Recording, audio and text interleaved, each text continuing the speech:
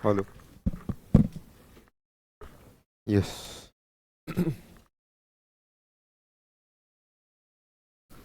चलें, शुरू कर रहे हैं।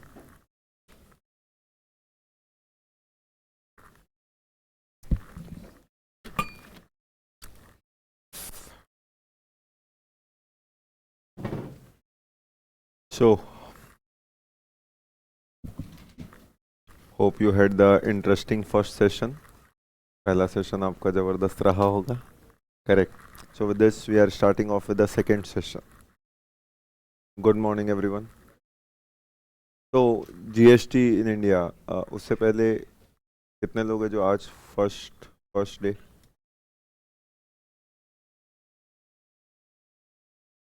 ओके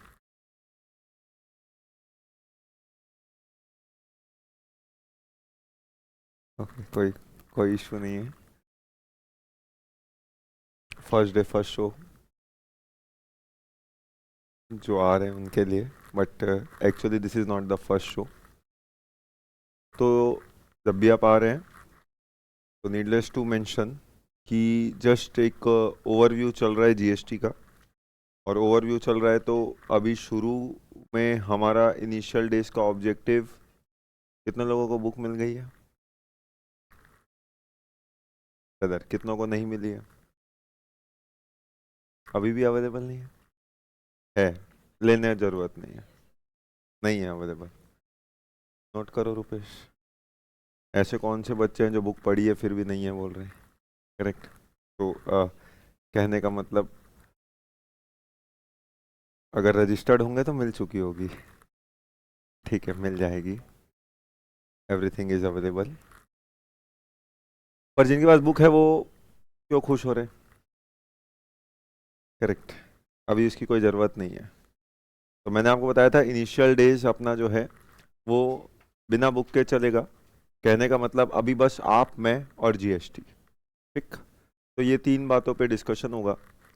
तो पहली दो क्लास आप जानते हैं, जैसे कि अपना कंसेप्ट रहा है क्या चीज़ का? क्यूम्युलेटिव रिवीजन का। तो पहली दो क्लास जो अपन ने पढ़ी, बार बार ये क्यों आता है? ओके, यहाँ पहली दो क्लास जो अपन ने शुरुआत करी थी दोस्तों, तो फर्स्ट टू क्लासेस में मैंने आपको बेसिक्स बताया था। क्विक रिकैप, 100 मार्क्स का अपना पेपर। ये दिखाने के मकसद के पीछे ये रिवाइज कराना नहीं है, रिवाइज तो ये कराना है मुझे आपको, जो आप ना भूलें। करेक्ट। तो 100 मार्क्स का आपका पेपर 50-50 जो रहेगा, 50 में 30%, 70% अब आप जान चुके एमसीक्यूज रहेगा। तो जीएसटी का पेपर कितने मार्क्स का होगा? 45 मार्क्स का, जिसमें 35 मार्क्स आपको लिखने हैं और 15 मार्क्स एमसीक्यू के एक्स्ट्रा। कुछ कंफ्यूज तो नहीं हो गए? करेक्ट। ओवरऑल पेपर 60 मार्क्स का जीएसटी का, उतना ही बराबर इनकम टैक्स का। 60 में अटेंड करना है आपको 50, 50 में 15 होंगे एमसीक्यू, बचे हुए 35 नंबर आपको सॉल्व करने रहेंगे। तो इस तरीके से आपका जीएसटी का जो पेपर है वो पूरी तरीके से चलने वाला है। खास तौर पे मैंने आपको बताया था इनकम टैक्स जीएसटी सब्जेक्ट जो है, पेपर एक है, सब्जेक्ट अलग है। सेपरेट लीगल एंटिटी मानना है आपको इसको। करेक्ट। एग्जामिनेशन में भी इसे सेपरेट लीगल एंटिटी की तरह ही ट्रीट किया जाता है। 2 सेपरेट आंसर शीट्स आपको मिलती है। तो आप भी शुरुआत की तैयारी वैसे ही रखते हैं। ठीक। 4 क्वेश्चंस आपको ओवरऑल सॉल्व करने थे डिस्क्रिप्टिव में, पहला कंपलसरी, उसके बाद 4 में से कोई भी, मतलब 3 में से कोई भी 2 क्वेश्चंस करने थे। ओवरऑल 3 क्वेश्चंस और एक MCQ. This is what you need to solve in GST. पूरे 3 क्वेश्चन सॉल्व करने के लिए आपने पूरा जीएसटी की क्लास लगानी है। ठीक। ये आप समझ जाइएगा कि वो 3 क्वेश्चन कौन से एग्जाम में जाएंगे, उसको खोजने के लिए 15 चैप्टर गुजर के आना पड़ेगा अपने को। Correct. So that will be the overall coverage. ये अपन ने सिखाया था, ये मैंने आपको इनिशियल क्लासेस में बताया था।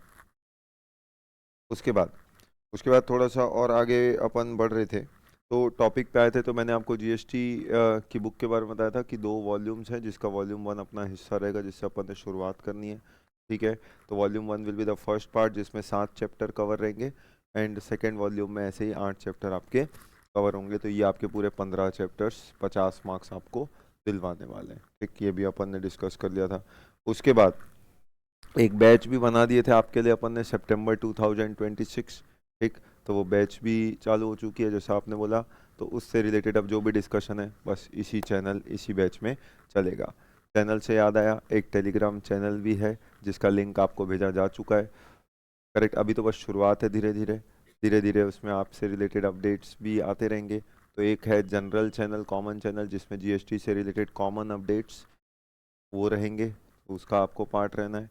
और दूसरा एक specific relevant to your batch, वो एक चैनल बनेगा। सर उसका तो लिंक आया नहीं, मैंने भेजा ही नहीं है, तो आएगा कहाँ से?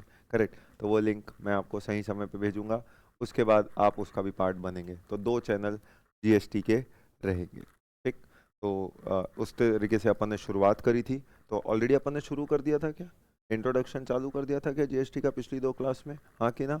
मैं ये देखना चाहता था कौन नहीं बोल रहा है। करेक्ट, तो GST in India in introduction we have started. तो इंट्रोडक्शन पे हमने जीएसटी का लॉन्च डेट तो आप सभी जानते हैं, वो तारीख क्या थी? 1 जुलाई 2017। ये तो आप जान के बैठे हैं मेरी क्लास में, लेकिन आपको मैंने नया क्या सिखाया 2 दिनों में, कि उसी दिन को बोला जाता है अपॉइंटेड डे इन जीएसटी। तो कल को एमसीक्यू में सवाल है, out of the following which is an appointed day in GST?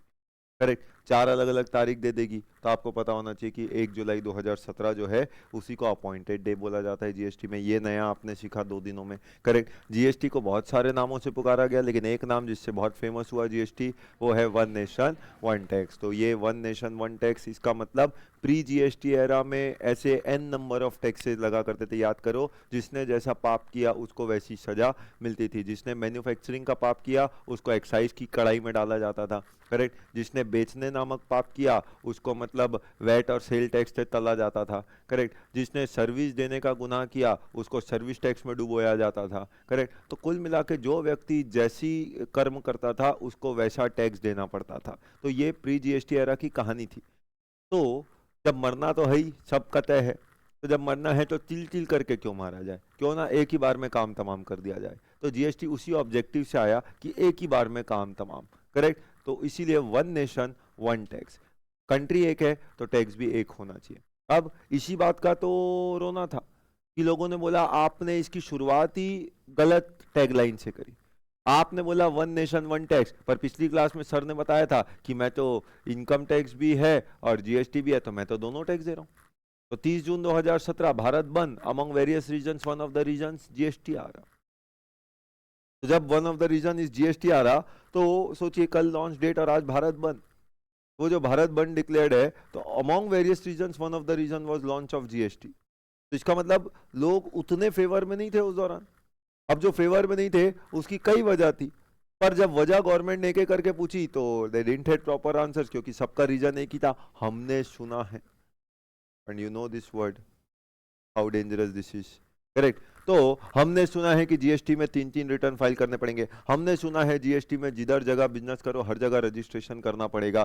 Correct, हमने सुना है ये करना है, हमने सुना है वो करना है, हमने सुना फलाना, हमने सुना डिमका। तो मीनिंग देयर बाय हर व्यक्ति, जो हमने सुना है बहुत डिफिकल्ट लॉ है जीएसटी।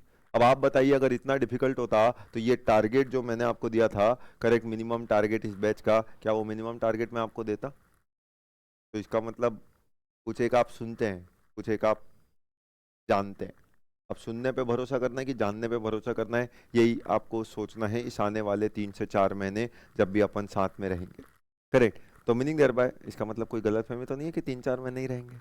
ठीक, तो कब तक है अपना साथ? हाँ, कब है आपका एग्जाम? करेक्ट, सितंबर 25। कौन बोल रहा है? अभी तक उससे बाहर नहीं आया। करेक्ट, तो सितंबर 26। तो सितंबर 26, जी नहीं, आपका मेरा साथ रहने वाला है नवंबर 26 तक। करेक्ट, तो नवंबर 26, क्योंकि उसके बाद आप पास होंगे, और पास होने के बाद जो मिठाई मिठाई लाएंगे, तो वहां तक आपका मेरा साथ रहने वाला है। उसके बाद आप अपने रास्ते में इधर। ठीक, तो ऐसे पॉइंट ऑफ टाइम पे मीनिंग देयर बाय, तो ये जो प्रोसेस है ये अपन ने पूरा देखना था। तो सबसे पहला प्रॉब्लम ही लोगों को था कि भैया आपने झूठ क्यों बोला जीएसटी को लॉन्च करने के लिए? आपने बोला वन नेशन वन टैक्स, काहे का वन टैक्स? कि हम इनकम टैक्स भी दे रहे, हम तो जीएसटी भी दे रहे, और आप जानते हैं बाजू में आप खड़े थे, और आपका काम क्या है आप अच्छी तरीके से जानते हैं, जहां घी दिखे वहां आग डाल दो। तो ऐसे पॉइंट ऑफ टाइम में आपने भी तुरंत गवर्नमेंट को या उस बिजनेस को बोला, देखो हाँ मेरे भी सिलेबस में है, कल ही अपडेट लेके आया हूँ, 50 marks income tax, 50 marks GST. तो बिजनेस ने बोला लो बच्चे के सवाल का जवाब दो। अब अगर आपने बोला था वन नेशन वन टैक्स, तो फिर ये 2 टैक्स क्यों पढ़ रहा है बच्चा अपने सिलेबस में, फिर एक ही जीएसटी क्यों नहीं पढ़ रहा पूरे 100 मार्क्स का? गवर्नमेंट ने बोला भाई अब ये सब समझाना किसने, आप ही ने समझाना है। कि आज हमने देखा था एक कंपैरिजन, क्या कंपैरिजन देखा था डायरेक्ट टैक्स का इनडायरेक्ट टैक्स के साथ, कि क्या सीखा था अपन ने, तो सीखा था direct tax is directly paid to the government, तो इनडायरेक्ट टैक्स क्या था, indirectly paid to the government. Direct tax में क्या करेंगे, जिसकी इनकम है वही टैक्स देगा, मतलब आप अपना बर्डन पास ऑन नहीं कर सकते थे। याद करो मैं कोशिश बहुत कर रहा था अपना 30 लाख का टैक्स अपने दोस्त पे पास ऑन करने का, पर क्या कर पाया नहीं, करेक्ट। तो जिसका बर्डन है उसी को बियर करना है, इस दुनिया में हर व्यक्ति को अपना बोझ खुद ही उठाना है। ये किसका कंसेप्ट है, ये डायरेक्ट टैक्स का कंसेप्ट है, करेक्ट। कि आप अपना बर्डन शिफ्ट नहीं कर सकते, पास ऑन नहीं कर सकते, लेकिन इनडायरेक्ट, तो इनडायरेक्ट में हमेशा हर व्यक्ति, याद करो इनडायरेक्ट के लिए मैंने आपको एग्जांपल दिया था पीवीआर का, तो गवर्नमेंट ने टैक्स लगाया पीवीआर ने, लेकिन अब पीवीआर को टैक्स देना है, हर व्यक्ति टिपिकल इंडियन टैक्स को एक बोझ समझता है। तो जब एक टैक्स लगा दिया गवर्नमेंट ने पीवीआर पे, तो पीवीआर ने बोला मैं क्यों टैक्स दूं, टैक्स आपने देना है। तो पीवीआर ने अपना बोझ क्या किया, अपना बोझ आप पे शिफ्ट ऑन कर दिया, पास ऑन कर दिया, यानी बर्डन ऑफ टैक्स पास किया। अब तू 100 रुपए टिकट का तो देगा ही देगा, करेक्ट। तो 100 रुपए तो आप दोगे ही, उसमें तो मनाही है ही नहीं, लेकिन आप 18 रुपए और दोगे in the form of tax. तो अब आपसे कितना पैसा लेना चालू कर दिया, 118 रुपया, उसमें 100 रुपए वो खुद रखेगा, 18 रुपए जो है पैसा आपका है, पर गवर्नमेंट को कौन देगा, पीवीआर देगा। तो कभी भी लाइबिलिटी टू पे टैक्स किसकी बोला जाएगा, तो जवाब क्या होगा, जवाब आप नहीं होंगे, जवाब होगा पीवीआर, क्योंकि गवर्नमेंट को पैसा कौन देगा, पीवीआर देगा। पर क्या पैसा पीवीआर का है क्या, नहीं, तो पैसा तो आप ही ने देना था। तो इसीलिए आप कंट्री में टैक्स 2 तरीके से देते हैं, एक जब आप डायरेक्टली गवर्नमेंट को जाके टैक्स देंगे, that is called direct tax, एक आप और आप जैसे कई सारे लोग मिलकर इकट्ठा होकर टैक्स किसी व्यक्ति को देंगे और वो व्यक्ति वो सारा पैसा ले जाके गवर्नमेंट को देगा, that is basically called as indirect tax. तो वो इनडायरेक्ट टैक्स होता है। तो हम जो पढ़ रहे हैं जीएसटी क्या है, एक एग्जाम्पल ऑफ इनडायरेक्ट टैक्स। तो जो लोग कंपेयर कर रहे थे कि भैया आज मैं इनकम टैक्स भी दे रहा हूँ जीएसटी भी दे रहा हूँ, वो बेसिकली क्या कंपेयर कर रहे हैं, वो कंपेयर कर रहे हैं एप्पल को विद एन ऑरेंज। तो वही आपको एज अ प्रोफेशनल सिखाना है लोगों को, क्या कि you can not compare apple with a orange, correct. तो you have to compare apple to apple and you have to compare orange to orange. तो आप इनको कंपेयर नहीं कर सकते। तो आज इनकम टैक्स एक तरीके का डायरेक्ट टैक्स है कंट्री का, और जीएसटी एक तरीके का इनडायरेक्ट टैक्स है। तो you can not compare income tax with GST. तो गवर्नमेंट ने बोला भैया ये अलग टैक्स है, ये अलग टैक्स है, आप दोनों को मिक्स क्यों कर रहे हैं, करेक्ट।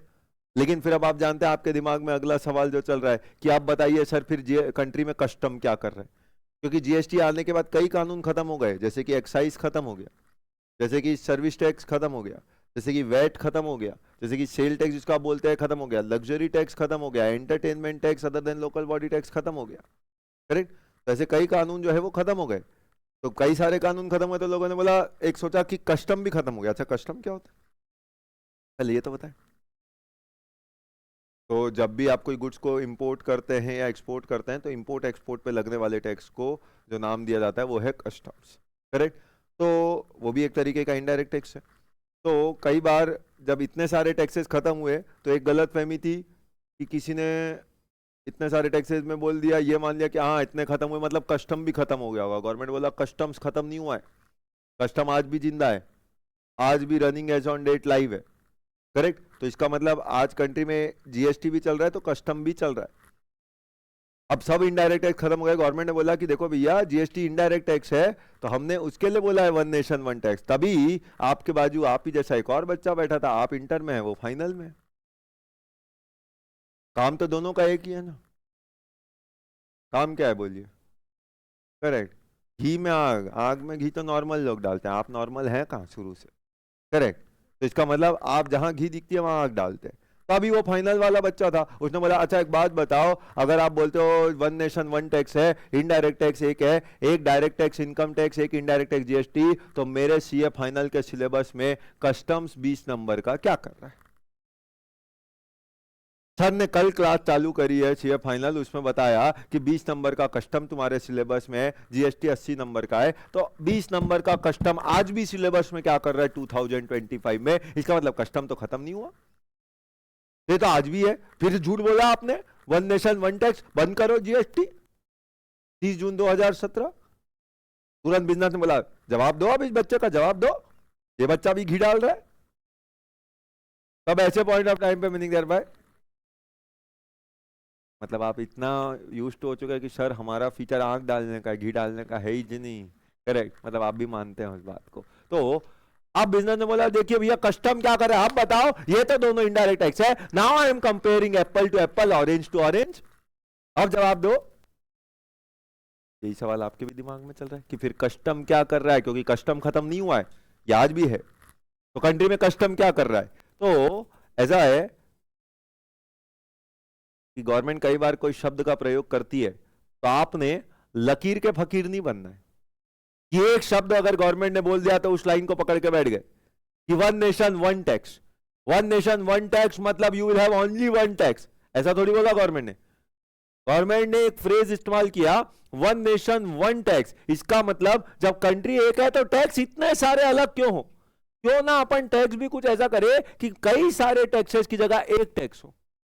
तो आज कई सारे टैक्सेस मतलब आज प्री जीएसटी एरा में ऐसे कई टैक्सेस लगते थे, कई टैक्सेस मतलब कितने, एज मेनी एज 17 अलग अलग टैक्सेस लगते थे, 17 अलग अलग टैक्सेस। क्या प्री जीएसटी एरा में ऐसे 17 अलग अलग टैक्सेस लगते थे। गवर्नमेंट ने क्या किया, जैसे कि फॉर एग्जांपल एक्साइज एक तरीके का टैक्स था, वैट एक तरीके का टैक्स था, सर्विस टैक्स एक तरीके का टैक्स था, करेक्ट, सेंट्रल सेल्स टैक्स एक तरीके का टैक्स था, luxury tax, entry tax, local body tax, ऐसे कई प्रकार के टैक्सेस हुआ करते थे। ये तो टैक्स है। फिर आप जानते हैं टैक्स के अंदर सरचार्ज, सेस, वो भी सब लगता है। जैसे आज आप इनकम टैक्स पढ़ते हैं, ये एक टैक्स है, पर इनकम टैक्स में एक और भी तो लगता है, क्या लगता है बोलो, 4%। हेल्थ एंड एजुकेशन सेस, ये सब आप जानते हैं। तो ये एक है इनकम टैक्स की, दो है। आपको लगता है एक है ना, लेकिन गवर्नमेंट की गिनती में ये दो होता है, एक इनकम टैक्स, एक 4% हेल्थ एंड एजुकेशन सेस। तो जो 4% पैसा आया उसका इस्तेमाल, सिर्फ 4% का पैसे का इस्तेमाल हेल्थ और एजुकेशन, ये दो चीजों के लिए किया जाएगा, तो ये सेस को भी एक अलग गिना जाता है। तो वैसे ही जैसे सर्विस टैक्स एक है, पर सर्विस टैक्स के अंदर ऐसे कई सेस लगते थे, जैसे कि नेमली केकेसी, कृषि कल्याण सेस। जैसे इनकम टैक्स में हेल्थ एजुकेशन सेस है, वैसे सर्विस टैक्स में लगता था केकेसी, कृषि कल्याण सेस। ऑब्वियसली किसके लिए लगता था, नाम से समझ में आ गया, कृषि मतलब आप समझ चुके, करेक्ट। वैसे ही लगता था एसबीसी, एसबीसी स्वच्छ भारत सेस, स्वच्छ भारत सेस क्यों लगता था आप जानते हैं, नमामि गंगे, करेक्ट। तो meaning thereby clean India mission. तो इसके लिए समय समय पे गवर्नमेंट ऐसे सेस चार्ज करती कि भैया सर्विस टैक्स तो इतना ही, ये 1-8% इसका दे देना, तो वो सेस। तो अभी क्या हुआ, ये सब एज मेनी एज 17 अलग अलग प्रकार के टैक्सेस चलते थे। टू बी मोर प्रिसाइज, इसमें सेंट्रल गवर्नमेंट के 8 और स्टेट गवर्नमेंट के 9, तो ये सब अलग अलग प्रकार के टैक्सेस चला करते थे। जब ये अलग अलग प्रकार के टैक्सेस चला करते थे, गवर्नमेंट ने क्या किया, ये सारे टैक्सेस को एक साथ मिलाया, एक बस में बैठाया, 30 जून 2017 को वो बस को रवाना किया और खाई में गिरा दिया। इसका मतलब 30 जून 2017 ये 17 लोग जो है वो एक बस में जा रहे थे, और 17 के 17 को एक साथ गवर्नमेंट ने क्या कर लिया, सबस्यूम कर लिया। द टेक्निकल वर्ड इज सबस्यूम्ड, कि ये 17 टैक्सेस को क्या कर दिया गया, सबस्यूम्ड। सबस्यूम्ड का मतलब क्या, कि गवर्नमेंट ने इनका क्या कर दिया, अनुलोम विलोम। वर्ड सुना हुआ है, कौन कराता है, बाबा जी। अभी वो बाबा जी जब अनुलोम विलोम कराते हैं, नाम तो आपने सुना होगा, कैसे क्या आइडिया, कैसे करते हैं अनुलोम विलोम, किसी को पता है? हाँ, कैसे करते हैं मतलब, हाँ ये ऐसा क्या, मतलब ऐसा कुछ होता है ना, अनुलोम विलोम। तो ऐसा बाबा सुबह मतलब अर्ली इन द मॉर्निंग सबको आपका ऐसे बुलाते हैं और बोलते हैं चलो गहरी सांस लो, एक्सरसाइज अंदर, सर्विस टैक्स अंदर, लग्जरी टैक्स अंदर, ऐसे करके 17 टैक्सेस अपने अंदर समा लिए, 17 टैक्सेस अपने अंदर इनहेल कर लिए बाबा जी ने, करेक्ट। यहां पे बाबा जी मतलब गवर्नमेंट। तो ऐसे 17 टैक्सेस का अनुलोम विलोम किया। लेकिन आप सोचो, बाबा जी क्या सिर्फ सांस अंदर लेने ही बोलते हैं, फिर एक बार सांस छोड़ना भी तो पड़ेगा, वरना डिफिकल्टी हो जाएगी, करेक्ट, तब अनुलोम विलोम कंप्लीट होता है। तो इसलिए 17 गहरी सांस लिया आपने 17 बार, और 17 अलग अलग टैक्सेस को अपने अंदर समाया। फिर बाबा जी ने बोला एक गहरी सांस छोड़ो, बोलो क्या निकला, जीएसटी, जीएसटी। तो एक ही कानून निकला, कॉल्ड एज जीएसटी। गवर्नमेंट ने बोला बता दीजिए और कोई ऐसा कानून आज तक इतिहास में बनाओ जो 17 अलग अलग कानूनों को खत्म करके आ रहा है, वन नेशन वन टैक्स। यानी अब आपको ये 17 अलग अलग प्रकार के कंप्लायंसेस करने की कुछ जरूरत नहीं है। पहले सोचिए 17 अलग अलग कानून चलते थे, तो मतलब 17 अलग अलग फॉर्मेलिटी। सबका हो सकता है रजिस्ट्रेशन का तरीका अलग अलग होता होगा, सबका रिटर्न का तरीका अलग अलग होता होगा। कोई बोलता है हमें 3 महीने में रिटर्न चाहिए, कोई बोलता है हमें 6 महीने में रिटर्न चाहिए, कोई बोलता है साल भर में रिटर्न चाहिए, कोई बोलता है हर महीने रिटर्न चाहिए। फिर आपको वो टैक्स है तो पेमेंट भी करना पड़ता होगा। कोई बोलता था हमको मंथली पेमेंट चाहिए, कोई बोलता है हमको क्वार्टरली पेमेंट चाहिए, कोई बोलता है हमको सेमी एनुअली पेमेंट चाहिए, कोई बोलता है एनुअली पेमेंट चाहिए। मतलब हर जगह हर स्टेट अपना कानून चला रहा है। एज अ बिजनेसमैन मेरा ऑल ओवर इंडिया काम है, तो मेरे को तो छत्तीसगढ़ में काम करता तो छत्तीसगढ़ का लॉ पता करना पड़ता था, महाराष्ट्र में काम करता तो महाराष्ट्र का लॉ पता करना पड़ता। कोई क्वार्टरली बोल रहा, कोई हाफ ईयरली बोल रहा, कोई सेमी एनुअली बोल रहा, कोई एनुअली बोल रहा, कोई मंथली बोल रहा, कोई 15 दिन बोल रहा, कोई वीकेंड बोल रहा, कोई फॉर्टनाइट बोल रहा। मुझे समझ नहीं आ रहा मैं लॉ का कंप्लायंस कर रहा हूं कि मतलब 365 दिन बस यही काम करता रह रहा हूं। तो कंप्लायंसेस मुझे इतने सारे वैसे ही करने पड़ते थे, तो बिजनेस तो वैसे ही ये सब चीजों में फंसा था। तो जीएसटी ने बोला जब ये चीज करनी जाए तो क्यों उसको चिल चिल करके मारा जाए, क्यों ना एक बार में हलाल कर दिया जाए। तो इसलिए जीएसटी आया, more of a simplification. GST ने ये नहीं बोला कि टैक्स नहीं लगेगा, टैक्स तो उतना ही लगेगा जितना पहले लगता था, लेकिन जब आपको वो काम करना ही है तो क्यों ना वो काम एक यूनिफॉर्म तरीके से हो। कि अगर मान लो फॉर एग्जांपल जीएसटी में मैं बोलूं रजिस्ट्रेशन की लिमिट ये है, तो फिर पूरे इंडिया के लिए वो लिमिट वो है। अगर मैं बोलूं रिटर्न आपको क्वार्टरली फाइल करना है, तो फिर पूरे इंडिया के लिए क्वार्टरली है। मंथली बोलूं तो पूरे इंडिया के लिए मंथली है। क्यों छत्तीसगढ़ के लिए क्वार्टरली और महाराष्ट्र के लिए मंथली, ऐसा क्यों बोलूं मैं? अगर पेमेंट इस तारीख को करना है तो पूरे इंडिया के लिए पेमेंट जीएसटी का उस तारीख को करना है, बात खत्म। यानी it is more of a simplification law. इस गलतफहमी में मतलब ये है कि जीएसटी आने के बाद टैक्स नहीं लगेगा, गवर्नमेंट ने ये नहीं बोला। गवर्नमेंट बोला टैक्स तो उतना ही लगेगा जितना पहले लगता था, लेकिन जब आपको ये 17 अलग अलग फॉर्मेलिटीज करनी है, 17 अलग अलग रजिस्ट्रेशन, 17 अलग अलग पेमेंट, 17 अलग अलग रिटर्न, 17 अलग अलग काम, क्यों ना वो सबको वन नेशन वन टैक्स कर दिया जाए। अब आपको एक ही रजिस्ट्रेशन कराना जीएसटी, अब आपको एक ही टैक्स देना करेक्ट जीएसटी, अब आपको एक ही रिटर्न फाइल करना कॉल्ड जीएसटी। तो सोचिए लाइफ कितनी आसान हो जाएगी, काम कितना इजी हो जाएगा। तो GST is a simplification law. तो गवर्नमेंट ने ये 17 अलग अलग कानूनों को क्या किया, subsumed. The technical word subsumed. Again as I say आपके सिलेबस में एमसीक्यू भी है ना, तो कल को सवाल आ जाए कि how many taxes got subsumed in GST, और 4 ऑप्शन दे देगा, यू नीड टू सेलेक्ट 17। 17 में भी to be more specific, central government की बात करें तो सेंट्रल के ऐसे 8 कानून थे, और स्टेट की बात करें तो ऐसे 9 कानून थे। तो ये 17 का अगर ब्रेकअप देखूं तो सेंट्रल गवर्नमेंट ने अपने 8 कानून खत्म कर दिए। अमॉन्ग वेरियस कानून, कुछ फेमस कानून की अगर बात करूं, जैसे कि सेंट्रल एक्साइज ड्यूटी एक फेमस कानून था सेंट्रल गवर्नमेंट का। एक्साइज किस पे लगता था,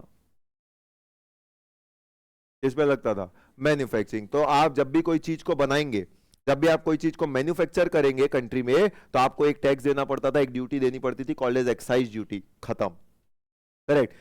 अगला फेमस कानून जो बात करें, मैं कुछ ऑफ द फेमस, सारे 17 कानून की बात नहीं कर रहा, पर कुछ जो फेमस कानून थे जो चलते थे, जो आपके, जब सोचो जब इंटर में जीएसटी नहीं होता था तब क्या होता था, इनडायरेक्ट टैक्स। तो इनडायरेक्ट टैक्स में आपको क्या पढ़ना पड़ता था, सर्विस टैक्स, एक्साइज, ये सब पढ़ना पड़ता था।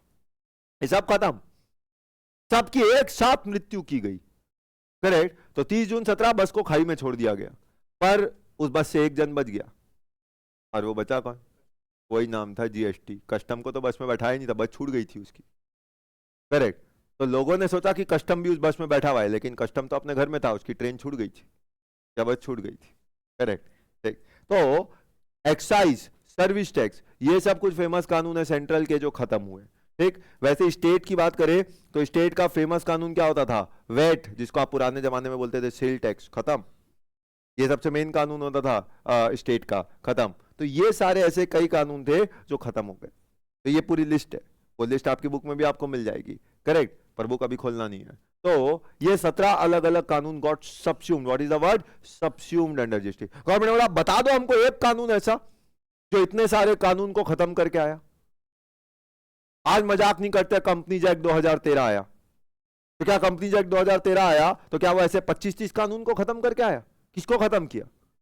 सिर्फ एक, कौन सा वाला, खुद ही का प्रीडिसेसर, कंपनीज एक्ट 1956।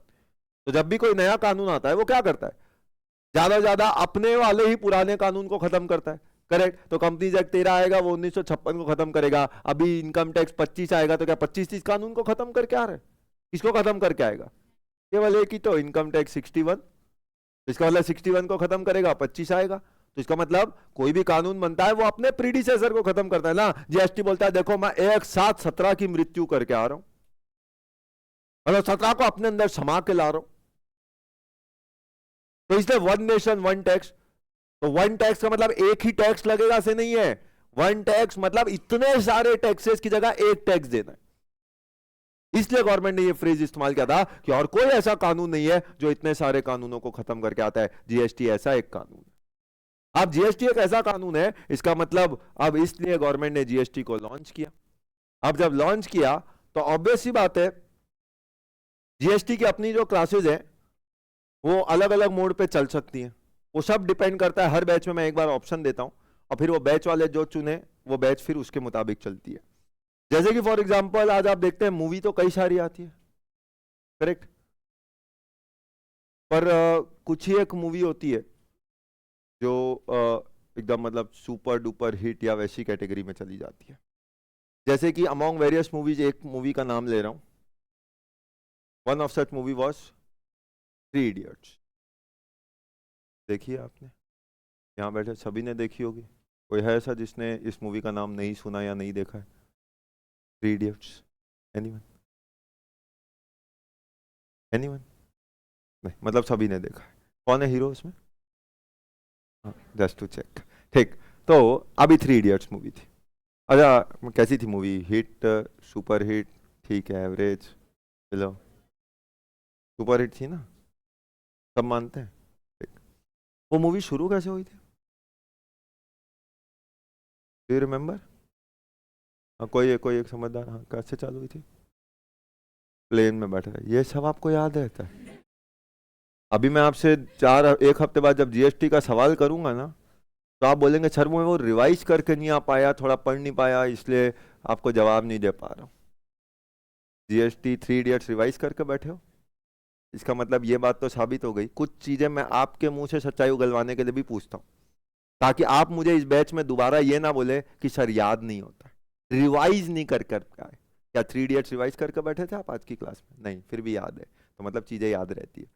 ठीक है, चलो वो प्लेन से शुरू होता है, लेकिन अल्टीमेट वो चालू कहाँ से होता है? वो प्लेन तो ठीक है, वो तो जस्ट एक स्टार्टिंग सीन था, बट असल में वो शुरुआत कैसे होती है पिक्चर? वो कहाँ जाते हैं? फ्लाइट से उतर के खोज के, मतलब जब फ्लैशबैक शुरू होता है किधर जाते हैं? टेरेस में। असल मायने में वो पिक्चर टेरेस से चालू होती है ना। फिर वो टेरेस में कोई एक डेट लिखी होती है, क्या डेट होती है? हाँ, ये भी याद रहेगा तुझे। आप ये समझिए, आप ये समझिए, मैं अभी आपसे सच्चाई उगलवा रहा हूं। 5 सितंबर डेट तक आता याद है बालक को कि उसमें डेट लिखा हुआ था सर 5 सितंबर। यहां कल क्या पढ़ाया था वो पूछूंगा तो अभी थोड़ा सा दिक्कत हो जाएगी, लेकिन वहां आखिरी बार कब देखा था बालक थ्री इडियट? ये भी याद नहीं है, लेकिन इसको ये याद है कि उस पिक्चर में 5 सितंबर की डेट थी, टेरेस में मिलते हैं, ये सब लिखा हुआ था। इसका मतलब चीजें याद रहती है। तो आज के बाद ये रीजन तो आप मुझे इस बैच में दीजिएगा मत। आपके सामने मैंने प्रूव कर दिया है कि आपको चीजें याद रहती है, और याद नहीं रहती तो फाउंडेशन से आगे कैसे बढ़े। ठीक, दूसरा रीजन, तो कहने का मतलब 5 सितंबर। अब थ्री इडियट्स मूवी कैसे बनी ये आप सभी जानते हैं, ठीक, कि उसको डायरेक्ट करने का तरीका क्या था कि पहले वो अचानक से अभी क्या चल रहा है वो बताता था, फिर अचानक से बीच बीच में आपको पास्ट में ले जाता था, करेक्ट, फिर अचानक से वापस से प्रेजेंट में आ जाता था, फिर कभी कभी आगे का भी बता के वापस पास्ट में ले जाता था। ये थ्री इडियट ऐसे बनी। एक थ्री इडियट बनाने का तरीका ऐसा भी हो सकता था, काय का अभी फिर पास्ट, फिर अभी फिर पास्ट। एक तरीका होता क्यों ना शुरू से ही चालू करो, और ऐसा शुरू से चालू करके आखिरी तक ले जाता, हो गया थ्री इडियट पिक्चर खत्म। ऐसा शुरू से लेकर आखिरी तक बता देता। अब आप बताओ, मतलब बनाने वाला तो डायरेक्टर था ना, उसको जब चीज बतानी थी तो वो ऐसे भी बता सकता था कि भैया देखो पहले ये हुआ, फिर ये हुआ, फिर ये हुआ, फिर ये हुआ, आज की तारीख में ये चल रहा है, ये ऐसा, करेक्ट, तो ऐसा करके दिया है। अब आप बताओ, अगर वो मूवी इस तरीके से डायरेक्ट होती तो क्या वो थ्री इडियट, जो थ्री इडियट आप जानते हो, जो सक्सेसफुल थ्री इडियट आप जानते हो, क्या वो थ्री इडियट उतनी सक्सेसफुल हो पाती? अगर वो थ्री इडियट का डायरेक्शन ऐसा होता कि बस कोई फ्लैशबैक नहीं, कोई पास्ट नहीं, प्रेजेंट नहीं, बस लाइन से ये हुआ, फिर ये हुआ, फिर ये हुआ, फिर ये हुआ, और ऐसा द एंड, अगर ऐसा होता तो क्या ये पिक्चर सुपर डुपर हिट बनती? क्या हम आज उसकी बात कर रहे होते? नहीं। तो पिक्चर तो वही थी, कंटेंट सीन भी वही थे, लेकिन डायरेक्शन देने का तरीका अलग था। तो डायरेक्शन कैसे दिया गया, आपको प्रेजेंट में रखता है, फिर जब जरूरत पड़ती थी आपको फ्लैशबैक में ले जाता था, लेकिन वापस प्रेजेंट में तुरंत आ जाता था। तो ऐसा करके पास्ट प्रेजेंट चलता रहता था ना। अब जीएसटी भी मैं आपको दो तरीके से पढ़ा सकता हूं। एक तरीका है कि भैया देखो जीएसटी ये 17 चालू हुआ, ये 18, ये 19, ये 20, ये 21, ये 22, ये 25, ऐसा करके, और जब से चालू हुआ वहां से लेके अभी तक आज 2025 कैसा है ऐसा पढ़ाऊंगा, लाइन से ऐसा चलेगा। 2025 आपके एग्जाम के लिए सितंबर जो रेलिवेंट, खत्म, जीएसटी की क्लास खत्म। एक तरीका ये होता है। एक तरीका होता है कि आप बोलिए कि मैं आपको पढ़ाऊंगा कि देखो अभी जीएसटी ऐसा है, लेकिन फिर मैं थोड़ा सा कभी कभी आपको बीच में पास्ट में ले जाऊंगा कि देखो ऐसा सोचा नहीं गया था, प्लानिंग ऐसी थी जीएसटी की, लाना ये था, ये चीजें पूरी हुई थी, लेकिन ऐसा करके ऐसा आया, मतलब a kind of three idiot. अब आप बताइए आप किस मोड पे पढ़ना चाहते हैं। आप फर्स्ट ऑप्शन ऐसा बस सीक्वेंसर, मतलब आप चालू करो कि मतलब क्या हुआ था 1900, 1950, 2000, 2010, 17, 18, 19, 25, ऐसा लाइन से बता दो, जीएसटी खत्म हो जाएगा अपना, बढ़िया, करेक्ट। एक ये तरीका बोल दो, या सर अपन 2025 में रहते हैं, फिर आपको जैसा ठीक लगे थ्री इडियट की तरह, जब पास्ट में ले जाना हो ले जाना, अब प्रेजेंट में लाना हो ले आना। आप बोलिए, मैं दोनों तरीके से आपको पढ़ा सकता हूँ। तो जो बैच जैसा बोलती है आप वो मेरे ऊपर छोड़ दीजिए कैसे पढ़ाना, पर जो बैच जैसा बोलती है मैं उसको वैसा पढ़ाता हूँ। आप बोलिए आपको कौन सी स्कीम एक्टिवेट करानी है, meaning thereby three idiot style, present past, past present, या नॉर्मल शुरू से आखिरी, जैसा बोले, मुझे दोनों में ऑब्जेक्शन नहीं है। बोलिए कौन सा करना है, जो भी आप बोलेंगे मैं फिर आपको बाद में ऑप्शन बदलने नहीं दूंगा। कौन सा स्टाइल, फटाफट बोलिए, इसके लिए भी आपको 2 दिन चाहिए। नॉर्मल कि थ्री इडियट्स, थ्री इडियट्स पक्का बोल रहे हो, सब मिलके डिसाइड कर रहे हो, फाइनल मान लो, स्कीम एक्टिवेटेड, करेक्ट। तो अब ये जो बैच है अपनी थ्री इडियट स्टाइल में चलने वाली है। इसका मतलब अभी हम हैं 2025 में, पर अब मैं आपको थोड़ा फ्लैशबैक में ले जाऊंगा। आज तो जीएसटी आ चुका है, आप जानते हैं कैसे आया है, 17 कानूनों को खत्म करके आया, ये भी आप जानते हैं, लेकिन क्या ऐसे ही आसानी से आ गया था जीएसटी? कब बात थी, कब लाने का सोचा था? तो जाइए थोड़ा सा फ्लैशबैक, जा रहे हैं आप फ्लैशबैक में। थोड़ा सा स्क्रीन ब्लैक एंड व्हाइट होती दिख रही है, करेक्ट। अभी देखिए मतलब पूरा अपन कलरफुल से ब्लैक एंड व्हाइट हो चुके हैं, ठीक। ये बात है उन दिनों की, किन दिनों की? 17 जुलाई 2000, 17 जुलाई 2000, मतलब सोचिए तब आप कहां थे। ये बहुत डेंजरस क्वेश्चन है, सोचिए, ये बात है उन दिनों की।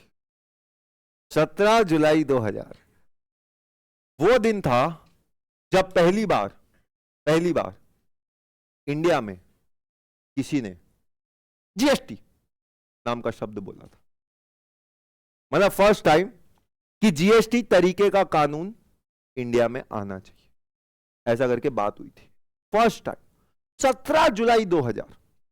तब पहली बार किसी ने रेफरेंस लिया था कि भैया इंडिया में भी जीएसटी तरीके का कानून होना चाहिए। सोचो 17 जुलाई 2000 में बोला था, अब आया कब वो तो हम जानते हैं, आया कब? 1 जुलाई 17, मतलब कितने साल लगे?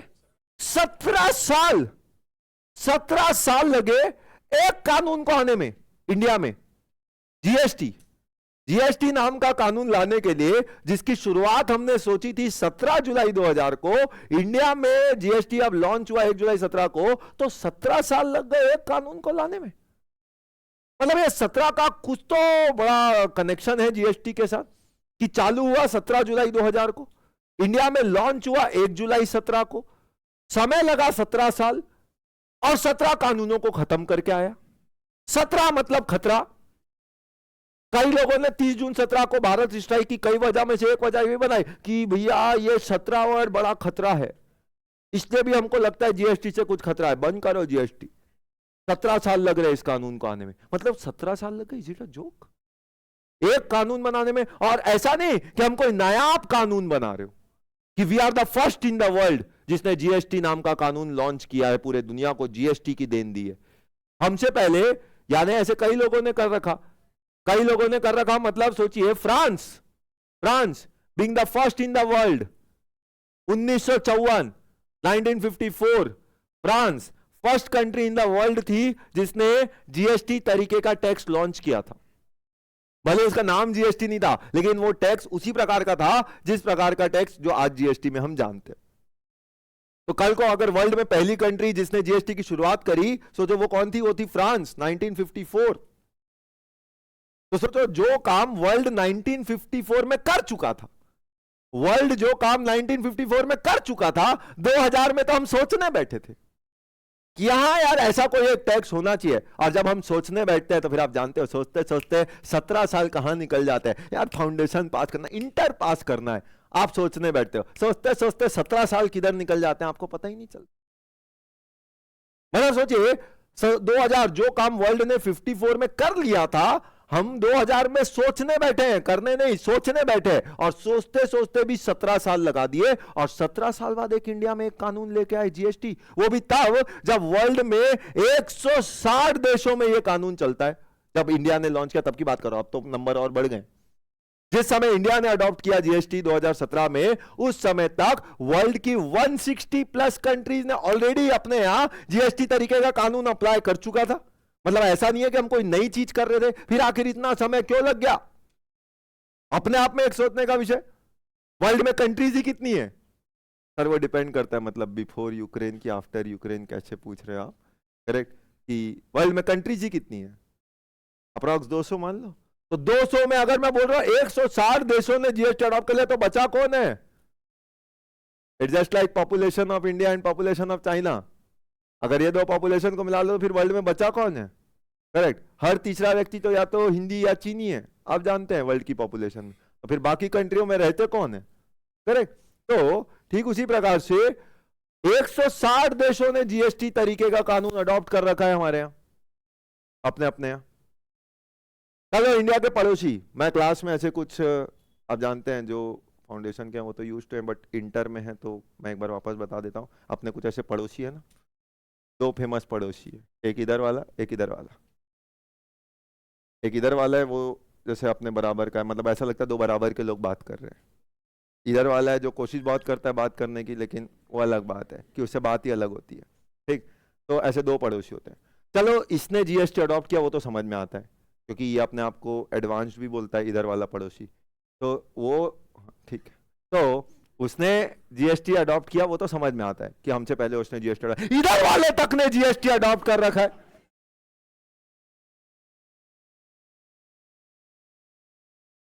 मतलब सोचिए इससे ज्यादा हम क्या बोले जीएसटी के बारे में? इधर वाले मतलब कुछ ज्यादा हो गया था क्या? ओके, थोड़ा सा मतलब आप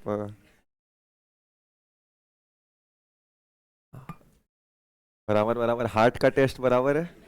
ठीक है, 2 मिनट सांस ले सकते हो। ओके, नेवरदलेस अपनी क्लास में नॉर्मल रहेगा ये सब, you have to be very used to it. ठीक है, हाँ, ऐसा कोई दिल का मरीज तो नहीं बैठा है।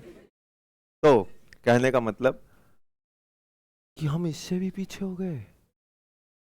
इधर वाला तो चलो हम एक बार मान लेंगे किसी तरीके से, इधर वाला ने भी अपने यहाँ जीएसटी लागू कर रखा है हमसे पहले। इसकी कंट्री में भी जाओ तो जीएसटी तरीके का टैक्स चलता है, हम तो उसके भी बाद हो गए। डोंट यू थिंक ये मतलब 160 देशों ने अडॉप्ट कर रखा है और हम उसके बाद सोच रहे हैं कि हमारे यहाँ जीएसटी का कानून, और सोचते सोचते उसके बाद भी 17 साल लग रहे हैं कानून का। तमाशा बना रखा है। 2000 में सोचा जीएसटी लाने का, उस समय जो भी बात हुई वो फ्लैशबैक में हम जाएंगे कि आखिर ऐसा क्या हुआ।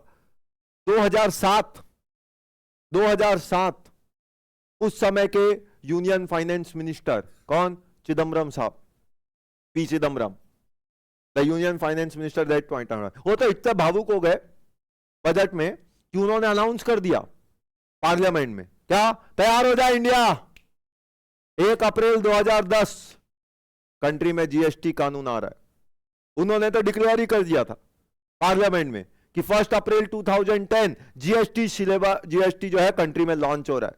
अब कब हुआ वो तो हम जान चुके हैं आज की तारीख पर। 2010 जैसे ही 2007 में अनाउंस हुआ, तुरंत आईसीआई ने सारी बुक अपडेट कर दी। क्यों? क्योंकि आईसीआई हमेशा समय से 2 कदम आगे चलना प्रेफर करता है।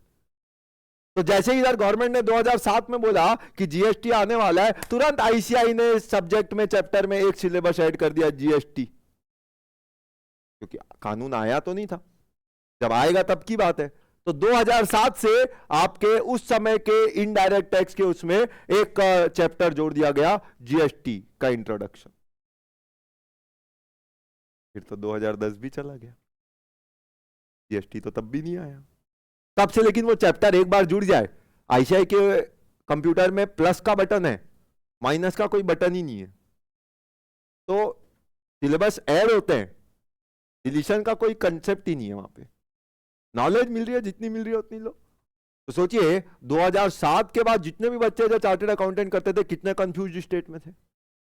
उनको ये समझ में नहीं आ रहा मैं एक्साइज पढ़ूं, सर्विस टैक्स पढ़ूं, कि कल को ऐसा ना हो जीएसटी आ जाए तो जीएसटी पढ़ूं। लेकिन कितना इंतजार करें, कितना इंतजार करें। कल को जिनका 2009 में एग्जाम था, वो बोले यार 9 का एग्जाम छोड़ देते हैं, 10 में एग्जाम दे देंगे, जीएसटी लेटेस्ट पढ़ के पढ़ेंगे। पता चला 10 में जीएसटी आया ही नहीं। अब वो बच्चा रुका हुआ था, इंतजार कर रहा था। सोचो कितने साल उसके निकल गए ऐसे इंतजार में। 2017 तब जाके उसने पेपर दिया और फेल हो गया। सोचो तो ऐसे कितना इंतजार करे, प्रॉब्लम समझ रहे हैं। 2017 साल एक कानून, मतलब कोई एक कानून ऐसा क्या है इस कानून में भाई कि 17 साल लगाते हो एक कानून को लॉन्च करने में। वो भी वो कानून जो वर्ल्ड 1954 में चालू कर रखा, उसके लगभग 46 साल बाद आप सोचना चालू करते हो, और सोचने में भी आपका मन नहीं भरता, तो 17 साल और लगाते हो। और 2017 में एक कानून लेके आते हो इंडिया में बोल के जीएसटी, और उसमें भी मजे की बात कि 1 जुलाई 17 को जब कानून लाते हो तो 30 जून 17 को भारत बंद रहता है। क्या बोल के कि जीएसटी आ रहा है। बहुत डिफिकल्ट हो जाएगी हमारी लाइफ, वेरी डेंजरस लॉ। तो जो कानून 160 देशों में चल रहा है, how can this be dangerous. और मतलब कानून है तो फिर सबके लिए, आखिर इसकी क्या वजह है। तो बोलो अब वो वजह तो जाननी पड़ेगी ना। जैसे मैंने बोला, अगर वो 3 इडियट की मूवी लाइन से चलती तो हो सकता है व्यूअर्स को उतनी पसंद नहीं आती, लेकिन जब वो पिक्चर चालू करने का तरीका क्या हुआ, 5 सितंबर, तो जो जैसी 5 सितंबर वो तारीख लिखी हुई मिली, तो तुरंत जो व्यूअर्स है, ऑडियंस है, उनका इंटरेस्ट ऑटोमेटिकली उस पिक्चर में क्रिएट हो गया। क्यों? क्योंकि अब आप पिक्चर देखने बैठे हैं और देख रहे हैं सामने स्क्रीन पे चल रहा है 5 सितंबर, अभी इसका कुछ तो राज है यार, जानना ही पड़ेगा 5 सितंबर का राज क्या है। अब तो पूरी पिक्चर देखनी ही पड़ेगी। इसका मतलब एज अ ऑडियंस आपका इंटरेस्ट तो फर्स्ट सीन से ही वो पिक्चर में कनेक्ट हो गया। यानी पिक्चर सुपरहिट कब बनती है, जब ऑडियंस का कनेक्शन फर्स्ट सीन से उस पिक्चर से जुड़ जाए। तो आप पिक्चर देखने गए और देखा 5 सितंबर का कुछ रहस्य है, उस रहस्य के चक्कर में आपने पूरी पिक्चर देख डाली उसी इंटरेस्ट के साथ। तो सोचिए ये 17 साल का आखिर रहस्य क्या है, रहस्य नहीं जानना चाहेंगे। इंटरेस्ट आ रहा है कि नहीं आ रहा है, कि आखिर भाई 17 साल क्यों लग रहे हैं। कंपनीज एक्ट 2013 आया तो क्या 17 साल लगा के आया।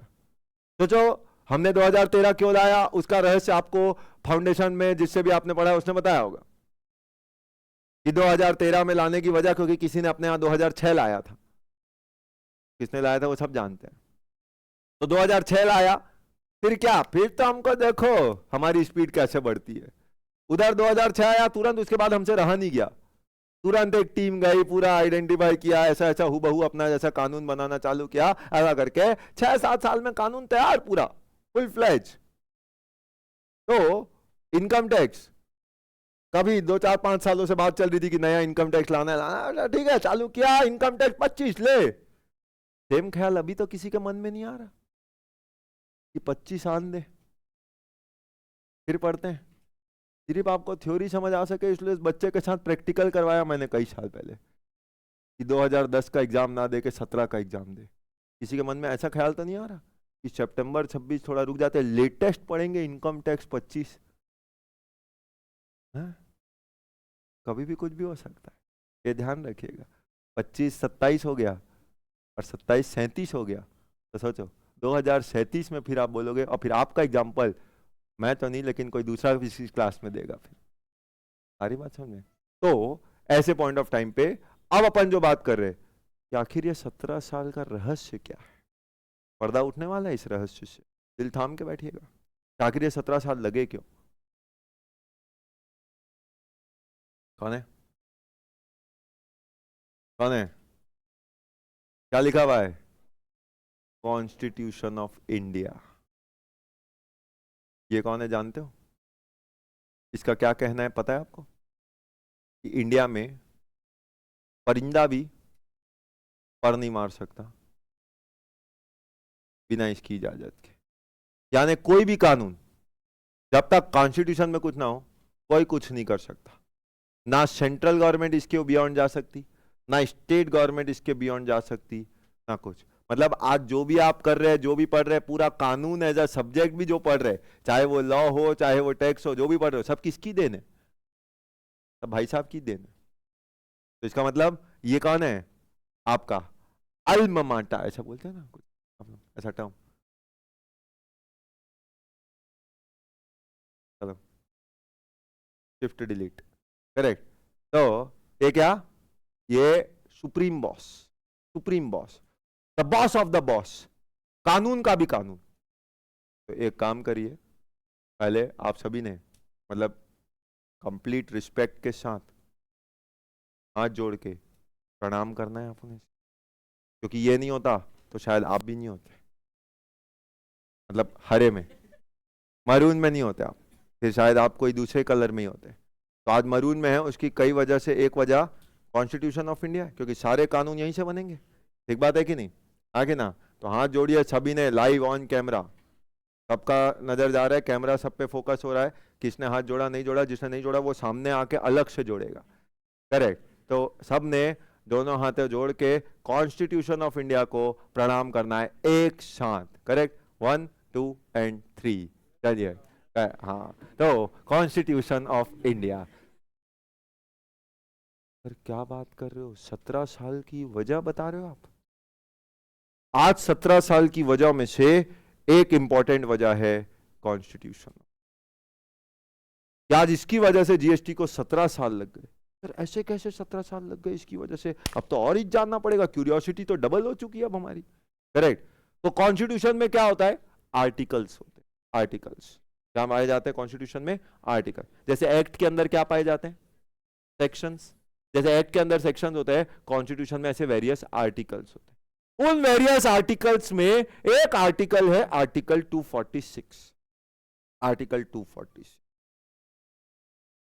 आर्टिकल 246 जो है, उस आर्टिकल 246 के अंदर अलग अलग ऐसे शेड्यूल्स है। उनमें से एक शेड्यूल है शेड्यूल 7। शेड्यूल 7 तो कॉन्स्टिट्यूशन ऑफ इंडिया, उसका एक आर्टिकल 246, उसके अंदर पाए जाने वाला एक शेड्यूल 7। इस शेड्यूल 7 के अंदर 3 लिस्ट है, सबको पता है, पर वो कहां लिखी थी मैं आपको तो वो रेफरेंस दे रहा हूं कि वो 3 लिस्ट है। वो 3 लिस्ट कौन कौन सी है? तो एक है आप जानते हो यूनियन लिस्ट, अगली है स्टेट लिस्ट, और अगली है कॉन्करेंट लिस्ट, करेक्ट। तो ये 3 प्रकार की लिस्ट है, union list, state list, concurrent list. Needless to remind, ये जो भी स्क्रीन चलती है ये सब आपने बनाना है, मैंने बार बार रिमाइंड नहीं करना, ये सब बातें मैंने आपको फर्स्ट क्लास में सिखाई थी, करेक्ट। जो अगर आप मिस कर रहे हो तो फिर आप आज की क्लास में, तो आप आज का सोच रहे हो, मैं सितंबर 26 का सोच रहा हूं, तो आप खत्म है। फिर क्लास बैठने में आपको मजा तो आ रहा है, लेकिन आपको आगे चल के कुछ समझ में नहीं आने वाला अगर ये सारी चीजें आप लेके नहीं जा रहे हो तो ऐसी 3 अलग अलग प्रकार की लिस्ट है। पहला है यूनियन लिस्ट, दूसरा है स्टेट लिस्ट, और तीसरा है कॉन्करेंट लिस्ट। अब ये लिस्ट का क्या यूज है ये आप जानते हैं? या लिस्ट मतलब लिस्ट में जो भी बातें लिखी गई है उसमें आप पावर्स दिए। आज कॉन्स्टिट्यूशन के मुताबिक हर व्यक्ति वही काम कर सकता है जिसको जिस चीज का पावर दिया गया है। इसका मतलब कोई चीज का पावर अगर आपके पास नहीं है तो आप वो काम भी नहीं कर सकते इंडिया में। तो कॉन्स्टिट्यूशन ने कौन सी गवर्नमेंट क्या काम करेगी उसके पावर्स का भी बंटवारा किया है कि सेंट्रल गवर्नमेंट के क्या पावर्स है, स्टेट गवर्नमेंट के क्या पावर है, और कॉन्करेंट क्या है। ये सब बातों का जिक्र इन लिस्ट में दिया गया। कॉन्स्टिट्यूशन का एक और आर्टिकल है जो बोलता है कोई भी गवर्नमेंट अपने लोगों से तब तक टैक्स नहीं ले सकती जब तक उससे जुड़े मैटर्स पे वो कोई कानून ना बना ले। तो इसलिए आपको टैक्स कलेक्ट करना है तो वो टैक्स कलेक्ट करने के लिए उससे जुड़ा कानून होना एक जरूरी होता है, करेक्ट। तो अब कौन सी गवर्नमेंट कौन सी चीज पे टैक्स ले सकती है वही बंटवारा किया गया इन 3 लिस्ट में। जो बातें यूनियन लिस्ट में लिखी गई है इसका मतलब क्या है? इसका मतलब है कि यहां पे कॉन्स्टिट्यूशन ने पावर किसको दिया है? पावर दिया है यूनियन गवर्नमेंट मतलब सेंट्रल गवर्नमेंट को कि उन मैटर से जुड़ा कानून कौन बना सकता है कंट्री में? Central government. तो सेंट्रल गवर्नमेंट चाहे तो उन मैटर से जुड़ा कानून बनाएगी और उस कानून पे जो भी टैक्स कलेक्ट करना है वो अपने लोगों से टैक्स ले सकती है। वैसे स्टेट लिस्ट में जो भी बात लिखी है उसमें पावर किसको दिया गया? उसमें पावर दिया गया रेस्पेक्टिव स्टेट गवर्नमेंट्स को कि वो चाहे तो वो उन मैटर्स पे कानून बना सकती है और कानून बना के लोगों से टैक्स ले सकती है। और तीसरा कॉन्करेंट आप जानते हैं जहां पे जॉइंट पावर्स है सेंट्रल और स्टेट के पास। करेक्ट। तो अब इस लिस्ट के अंदर क्या मिलती है? इस लिस्ट के अंदर मिलती है एंट्रीज। इस लिस्ट के अंदर आपको क्या मिलती है? इस लिस्ट के अंदर आपको मिलती है वेरियस एंट्रीज। जैसे कि यूनियन लिस्ट की अगर बात करूं अमंग वेरियस एंट्री, उसमें एक एंट्री है एंट्री नंबर 82। एंट्री नंबर 82, ये एंट्री 82 क्या है? This entry 82 gives the power to the union that is the central government to levy tax on all incomes. All incomes, तो आज जितनी भी इनकम है, जो भी व्यक्ति इनकम कमाता है, यूनियन लिस्ट सेंट्रल गवर्नमेंट को यह पावर देती है कि सेंट्रल गवर्नमेंट चाहे तो इंडिया में लोग जो भी कमाते हैं वो उनकी कमाई पे उनसे एक टैक्स ले सकती है। पावर होना एक बात है, उस पावर का इस्तेमाल भी करना पड़ेगा। तो आज इसी पावर का, इसी एंट्री का इस्तेमाल करके सेंट्रल गवर्नमेंट ने कंट्री में एक कानून बनाया called as income tax act 1961। Called as income tax act 1961। तो कल को इनकम टैक्स एक्ट 1961 कहां से बना, या अभी इनकम टैक्स 25 की जो बात है वो कहां से बन रहा है, उसका पावर कहां से आया? तो उसका पावर आया entry 82 union list schedule 7 article 246 constitution of India. आप आज सोच रहे हो, मैं तो एमसीक्यू सोच रहा हूं। कल को इनकम टैक्स लेवी करने का पावर जो है वो कॉन्स्टिट्यूशन के कौन सी एंट्री से मिला गया? तो आपने बताना है entry 82 union list schedule 7 article 246 constitution of India. तो वहां से पावर मिला, वहां क्या लिखा हुआ है कि यूनियन यानी central government has the power to levy tax on all income except agriculture income. Except agriculture income, वहां पे क्या लिखा हुआ है? जो बोला गया उतने का ही पावर है। तो वहां पे लिखा गया है कि सेंट्रल गवर्नमेंट के पास पावर है कि वो लोगों की सभी इनकम पे टैक्स लगा सकती है सिवाय एग्रीकल्चर इनकम के। क्यों? क्योंकि एग्रीकल्चर इनकम पे पावर किसको दिया गया है? एग्रीकल्चर इनकम पे पावर दिया गया है स्टेट गवर्नमेंट को थ्रू एंट्री नंबर 46। तो एंट्री 46 जो है, एक एंट्री है एंट्री 46 जो है उसमें पावर किसके पास है? उसके में पावर है सेंट्रल स्टेट गवर्नमेंट के पास कि वो चाहे तो लोगों से एग्रीकल्चर इनकम पे उनके टैक्स ले सकती है। ये पावर आपको एंट्री 46 में मिलता है। तो आज आप देखिए, इसका मतलब आज जो भी व्यक्ति इनकम कमाता है तो सेंट्रल के पास पावर है कि वो लोगों की कमाई पे टैक्स ले सकती है। तो कॉन्स्टिट्यूशन ने ये पावर सेंट्रल गवर्नमेंट को दिया। सेंट्रल गवर्नमेंट ने इस पावर का इस्तेमाल करके कंट्री में एक कानून बनाया called as income tax act 1961 और लोगों से उस इनकम पे टैक्स कलेक्ट करना चालू कर दिया। लेकिन आप जानते हैं इनकम टैक्स के कई सेक्शन में एक सेक्शन है सेक्शन 10 सब सेक्शन 10। कभी ऐसा जिक्र हुआ आपके सामने? Section 10 income tax. यस। तो जब भी इनकम टैक्स की क्लास में कभी भी संजय सर अगर सेक्शन 10 बोल रहे हैं, इसका मतलब आपके दिमाग में तुरंत क्लियर हो जाता है कि किसकी बात चलने वाली है? एग्जेम्पशन। एग्जेम्पशन मतलब कि वो वाली इनकम अगर आप कमाएंगे तो उस पर आपको टैक्स देने की जरूरत नहीं है। और अमंग वेरियस एग्जेम्पशन सबसे पहला एग्जेम्पशन जो मिलता है वो है 10 सबसेक्शन 1। और वो 10 सबसेक्शन 1 में क्या लिखा हुआ है? Agriculture income is exempt from tax. Central government ने क्या बोला कि agriculture income is exempt from tax. यानी यूं समझिए, आपका एक दोस्त है, वो कहीं नौकरी करता था, काम करता था।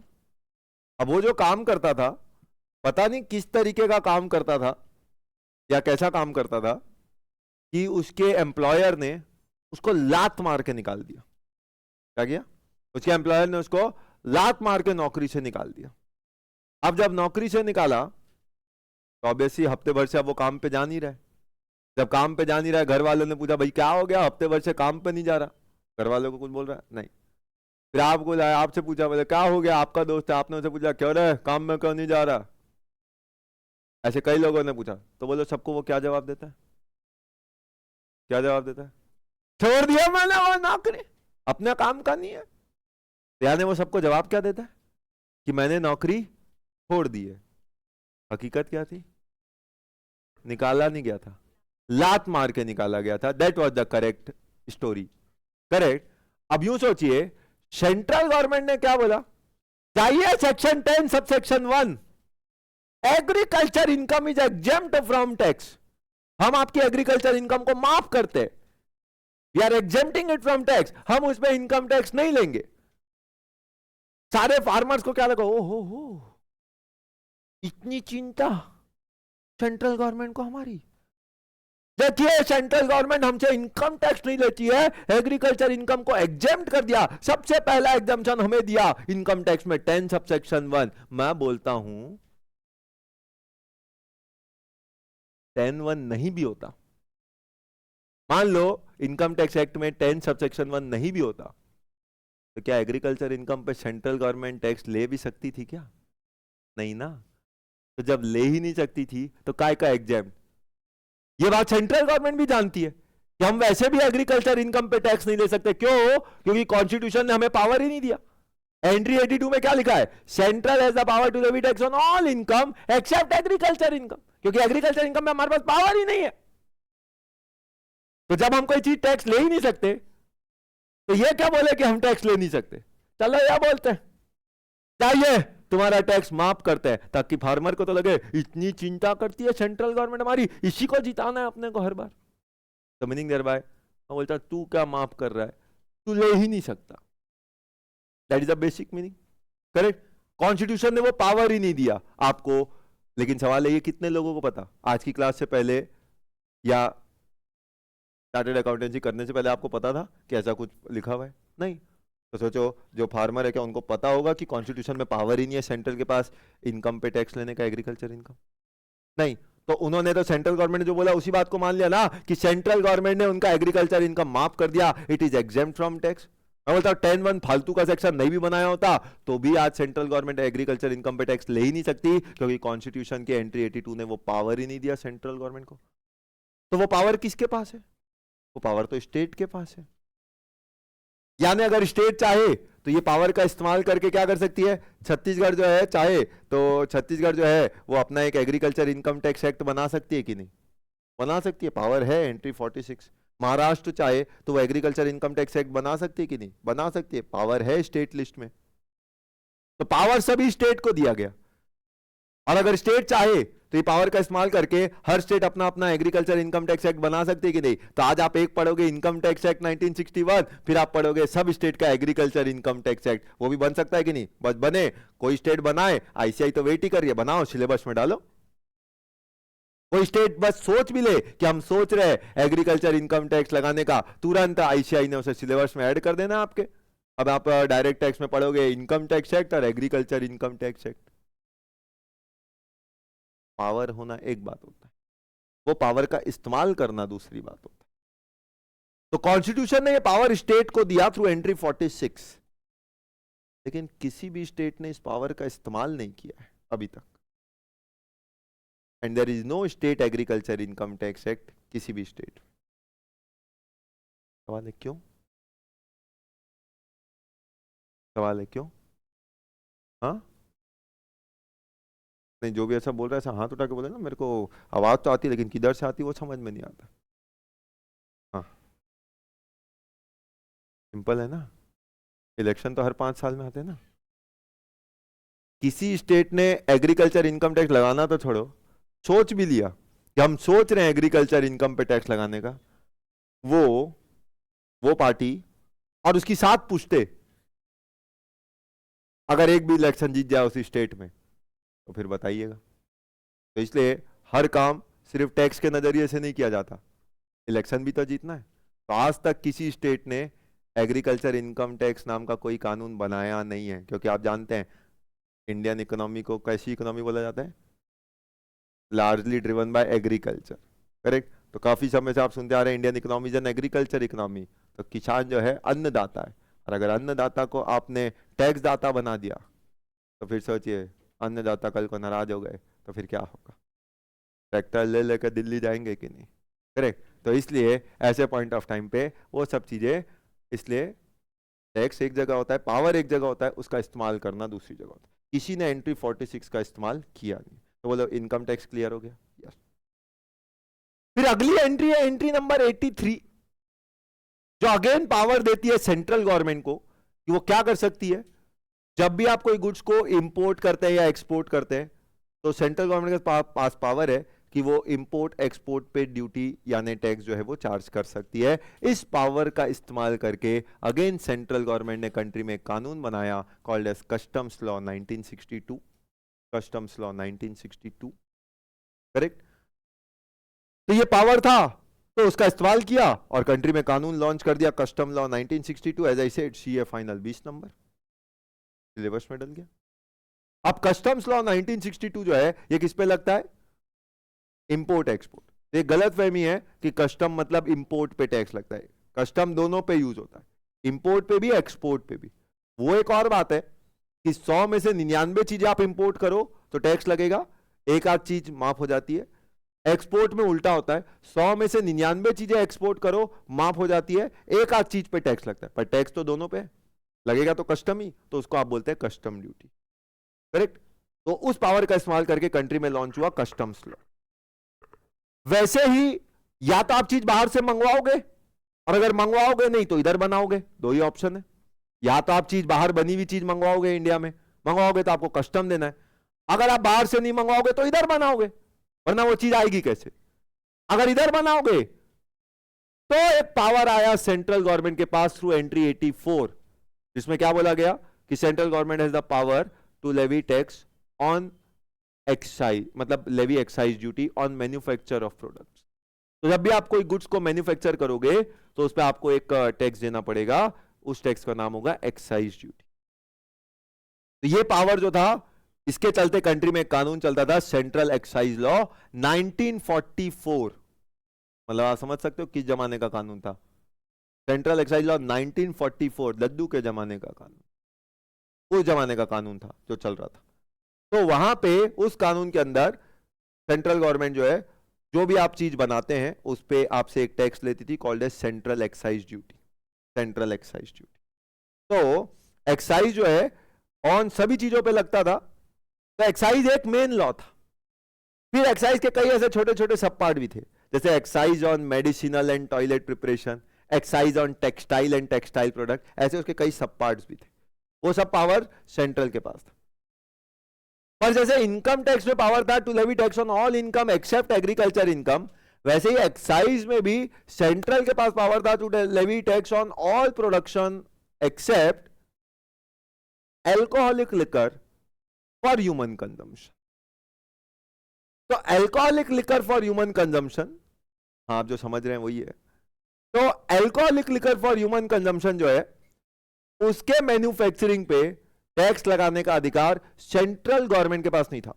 वो पावर किसके पास था, वो पावर था स्टेट के पास। तो वो पावर किसको दिया गया था, वो पावर अवेलेबल था स्टेट गवर्नमेंट के पास। कैसे, through entry number 51, entry number 51। तो एंट्री 51 जो है वो पावर देता था स्टेट गवर्नमेंट को to levy tax on alcoholic liquor for human consumption. यानी इस पे स्टेट गवर्नमेंट क्या करती थी, स्टेट एक्साइज ड्यूटी लगाती है, स्टेट एक्साइज ड्यूटी। तो alcoholic liquor for human consumption, यहां पे एल्कोहलिक लिकर नहीं बोल रहा हूं मैं, alcoholic liquor for human consumption बोल रहा हूं, क्योंकि एल्कोहलिक लिकर के और भी कई यूज होते हैं, जैसे कि इंडस्ट्रीज में यूज होता है, जैसे कि मेडिसिन में यूज होता है। कई बार आप कोई सिरप पीते हो ना, एकदम वो आपको कभी कभी ऐसा लगता है, क्यों लगता है, फिर वो बीमारी नहीं भी होती तो भी आप डॉक्टर साहब बोलते वही वाली सिरप लिखना, करेक्ट, वो एक अलग मैटर है। तो इसके कई मेडिसिनल यूज भी है ना, तो कई मल्टीपल यूज है। यहां पे किसकी बात कर रहे हैं, ऐसे एल्कोहलिक लिकर और ह्यूमन कंजम्पशन, मतलब समझ गए कौन, सैटरडे नाइट रिटर्न्स, करेक्ट। पर वो सैटरडे नाइट फाउंडेशन का कंसेप्ट है, और आप जानते हैं मैं कोई फाउंडेशन की बात यहां पे लाता नहीं हूं, करेक्ट। इंटर नया कंसेप्ट होना चाहिए। तो आज alcoholic liquor for human consumption ये कहां मिलता है, आपको आइडिया होगा, मुझे तो ये सब कुछ पता नहीं है, कहां मिलता है। हाँ, आप दुकान का नाम बता रहे हैं, मेरे को दुकान का नाम नहीं, मैं इन जनरल पूछ रहा हूँ कहाँ मिलता है। तो सही जवाब आ रहा है ठेके पे, है मतलब। और प्रॉपर बोले तो भट्टी, है ना। मुझे पता नहीं, आप ही में से किसी ने जवाब दिया तो मेरे को ऐसा समझ आता है, भट्टी। करेक्ट। तो अभी जो भी लोग इसको कंज्यूम करते हैं, सवाल है ये सब कहाँ पाए जाते हैं। आपने बोला भट्टी पे, 1 2 4 बैच पहले किसी ने एक जवाब दिया कि ये सब कहाँ पाए जाते हैं, तो ये सब नाली पे पाए जाते हैं। तो बात उसकी सही लगी मेरे को। करेक्ट। तो इसलिए जहाँ पे बड़ी नाली होती है वहीं पे अक्सर भट्टियाँ होती है। ठीक। आपको लगता है उसका कुछ साइंटिफिक रीजन है, उसका साइंटिफिक रीजन नहीं है, वो वहीं पीछे वहीं गिरते हैं। करेक्ट। तो ये उसका साइंटिफिक रीजन है। ठीक। तो इसलिए आप सोचो, कोई भी व्यक्ति, क्या लॉजिक है कि इस चीज को पावर स्टेट गवर्नमेंट को दिया, सेंट्रल को नहीं दिया इस पे टैक्स लगाने का पावर। अब बोलो, कोई व्यक्ति भट्टी पे गया और नाली पे गिरा, अब उसको बचाना तो पड़ेगा ना। अब बताओ, बचाने में पहले कौन मदद करने आएगा उसकी? वो नाली किसके पास है, स्टेट के पास कि सेंट्रल के पास? सेंट्रल वाला जब तक आएगा उसको बचाने, वो तो बह जाएगा। तो इसलिए स्टेट ज्यादा नजदीक है ना, तो इसलिए कॉन्स्टिट्यूशन ने पावर दिया स्टेट को कि इन पे टैक्स तुम लगाओ। तो इसलिए कॉन्स्टिट्यूशन में entry number 51 gives power to state government to levy state excise duty on manufacturing of alcoholic liquor for human consumption. तो इसीलिए आज के बाद इनको अपन क्लास में एक नाम से जानेंगे, एक नाम से जानेंगे। इनको एक नाम देना जरूरी है। करेक्ट। क्या नाम से जानेंगे? कोई नाम किसी के दिमाग में आ रहा है? आप बोले वो नाम रखें। हाँ, कोई ऐसा, कोई आप एक कोई नाम बोल दिया, सजेस्ट करिए। नहीं तो फिर मैंने जो सोचा हुआ है मैं वही बोल रहा है। किसी का कोई ऐसा अलग नाम कि इनको क्या नाम से पुकारे? ऐसे लोगों को क्या नाम से पुकारते हैं? तो मतलब ऐसा बोल दो, आपको क्या नाम से बुलाते हैं? अच्छा नहीं, आप शरीफ हैं, सीधे साधे हैं लगता है मेरे को। करेक्ट। तो ऐसे लोगों को अपन एक नाम देंगे, बेवड़े। तो आज के बाद जब भी मैं ये शब्द का इस्तेमाल करूं क्लास में, तो तुरंत समझ जाना मैं किन की बात कर, मैं एंट्री 51 वालों की बात। तो बेवड़ेश, तो मतलब अगर मल्टीपल लोग हो तो विल यूज सिंगुलर प्लूरल, चलता रहेगा ना, बेवड़े ऑब्लिक बेवड़ेश। करेक्ट। तो आज के बाद अपन इनको नाम देंगे बेवड़े। बेवड़ों पे टैक्स लगाने का अधिकार किसके पास है? स्टेट के पास। ये आप समझ गए इतनी बात? करेक्ट। क्या क्या सिखाया अभी तक मैंने आपको? इनकम टैक्स कौन लगाता है? Central government. करेक्ट। कस्टम्स कौन लगाता है? Central government. नॉर्मली एक्साइज कौन लगाता है? लेकिन स्टेट एग्रीकल्चर इनकम पे टैक्स कौन लगाएगा? स्टेट। बेवड़ों पे टैक्स कौन लगाएगा? स्टेट। करेक्ट। ये सब बातें सीख चुके? यस। तो अब सामान या तो आपने मंगवाया, मंगवाया तो आपने कस्टम दिया, मंगवाया नहीं तो बनाया, बनाया तो फिर आपने एक्साइज दिया। करेक्ट। ज्यादातर एक्साइज का हिस्सा सेंट्रल को जाता है, स्टेट को तो बस जैसे ऐसे लिमिटेड चीजों पे टैक्स लेने का अधिकार है। स्टेट ने बोला बेवड़े हमको दे दो, बाकी हमको कुछ नहीं चाहिए। करेक्ट। तो सब तुल रहेंगे। तो ऐसा करके वो उन्होंने बेवड़ों पे टैक्स का राइट मांगा, तो वो राइट उनको मिल गया। अब उसके बाद सोचो, वो चीज आ चुकी है, बन चुकी है, क्या करूंगा वो बनी हुई चीज को? बेचूंगा ना, आखिर वो चीज बनी है तो उसको बेचूंगा ना। तो अब मैंने वो चीज जो थी उसको बेचा। कंप्यूटर बना, मैंने उसको बेचा। मोबाइल बना, मैंने उसको बेचा। मोबाइल मंगवाया, मैंने उसे बेचा। तो अल्टीमेटली बेचूंगा, बेचने के लिए मंगाया। करेक्ट। अब बेचूंगा तो फिर मैं एक काम कर रहा हूं कंट्री में, विच इज सेल। और जब भी आप कोई गुड्स को सेल करते हैं, तो सेल पे टैक्स लगाने का अधिकार किसको दिया गया कॉन्स्टिट्यूशन में? स्टेट को। State has the power to levy tax on sale purchase of goods. Sale purchase of goods. तो सेल और परचेज पे टैक्स लगाने का अधिकार किसके पास है? स्टेट के पास है, थ्रू एंट्री नंबर 54। एंट्री 54। तो उस पावर का इस्तेमाल करके स्टेट ने क्या किया? स्टेट ने सबने अपने अपने यहां वैट नामक कानून लाया।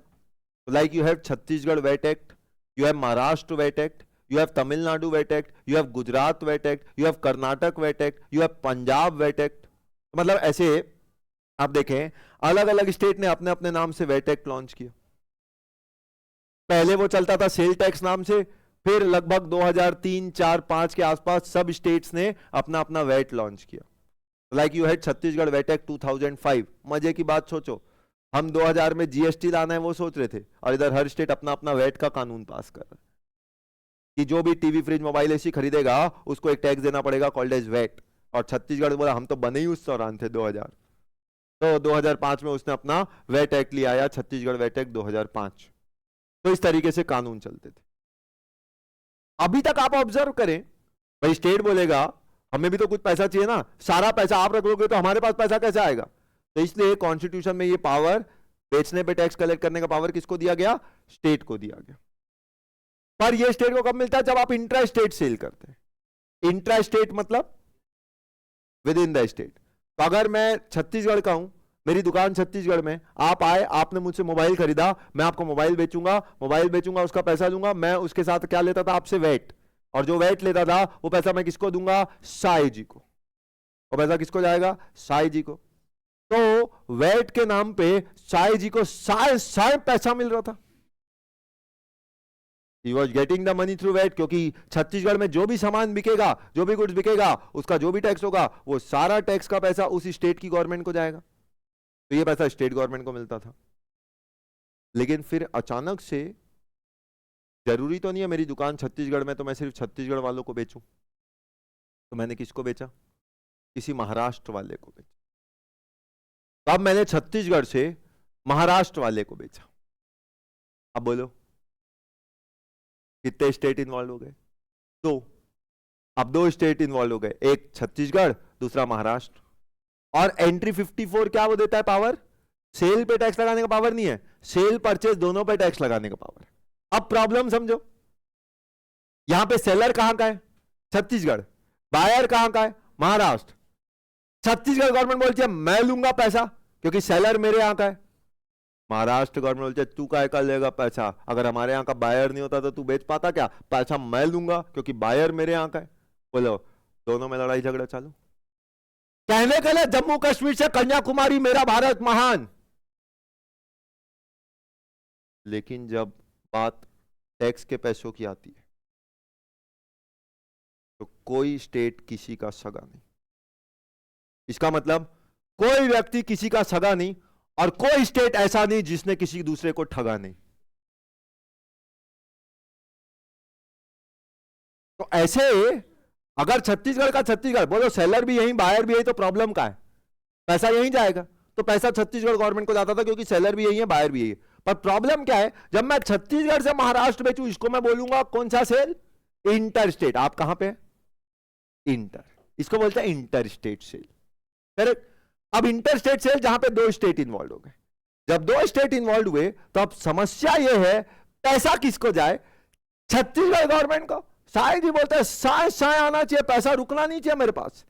जो भी लीगल पैसा टैक्स का बनता है वो सब साय अकाउंट में जमा होना चाहिए छत्तीसगढ़ के। तो छत्तीसगढ़ गवर्नमेंट पैसा मांग रही है, उधर महाराष्ट्र गवर्नमेंट पैसा हमको चाहिए क्योंकि बायर हमारे यहाँ का है। इधर छत्तीसगढ़ अपने सेलर को दो झापड़ मारती है पैसा हमको दे, उधर महाराष्ट्र गवर्नमेंट अपने बायर के कॉलर का गला पकड़ के अगर तूने पैसा हमको नहीं दिया ऐसी तैसी कर देंगे तेरी। सोचो, इधर सेलर इधर बायर दोनों ही मार खा रहे हैं, और एक ही ट्रांजैक्शन पे दोनों की गवर्नमेंट दोनों पे टैक्स लगा रही है। करे क्या? वही तो होना चाहिए ना। अब जरा सोचिए, और अगली क्लास में इस सवाल के जवाब के साथ आइए। ये दो लोग हैं, हड्डी एक है, हड्डी एक है, जीभ दो बाहर निकली हुई है। हड्डी एक है, जीभ दो बाहर निकली हुई है।